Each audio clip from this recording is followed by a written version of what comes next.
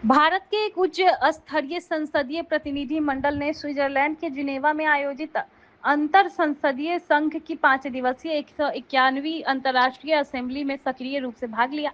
देश के यशस्वी प्रधानमंत्री श्री नरेंद्र मोदी जी के मार्गदर्शन और नेतृत्व में इस प्रतिनिधि मंडल ने भारत का पक्ष मजबूती से रखा। इन 5 दिवसीय असेंबली के दौरान प्रतिनिधि मंडल के सदस्य के रूप में डॉक्टर सुमेर सिंह सोलंकी ने कई महत्वपूर्ण वैश्विक मुद्दों पर भारत की प्रगतिशील नीतियों और मजबूत कानूनी ढांचे को रेखांकित किया।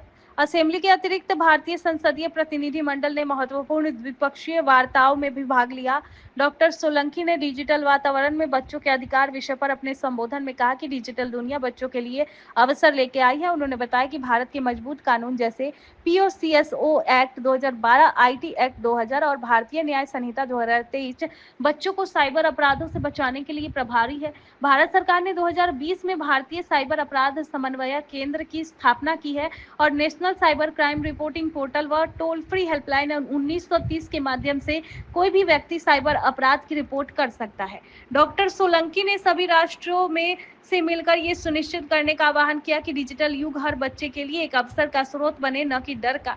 संसद में एआई विषय पर आयोजित कार्यशाला में बोलते हुए डॉक्टर सोलंकी ने आर्टिफिशियल इंटेलिजेंस पर भी भारत का रुख स्पष्ट रखा। उन्होंने कहा कि भारत का एआई विजन प्रधानमंत्री श्री नरेंद्र मोदी जी के सबका साथ सबका विकास के मंत्र और सभी के लिए एआई यानी एआई फॉर ऑल के राष्ट्रीय रणनीति पर आधारित है। उन्होंने भारत को global partnership on artificial intelligence के संस्थापक सदस्य और G20 अध्यक्षता के दौरान एआई पर वैश्विक सहमति बनाने वाले देश के रूप में प्रस्तुत किया। उन्होंने बताया कि भारत लोग प्रकृति और प्रगति के 3 स्तंभों पर आधारित एआई चाहता है, जो मानवता की सेवा करे, पर्यावरण की रक्षा करे और समावेशी विकास को बढ़ावा दे।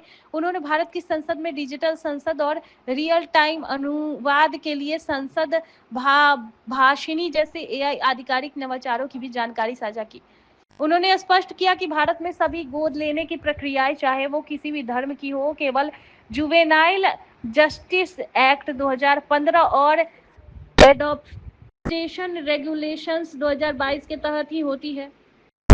डॉक्टर सोलंकी की इस अंतर्राष्ट्रीय असेंबली में सक्रिय भागीदारी, द्विपक्षीय वार्ताओं और विभिन्न वैश्विक मंचों पर भारत के सशक्त और प्रगतिशील विचारों को प्रस्तुत करने के लिए उनकी व्यापक सराहना की गई।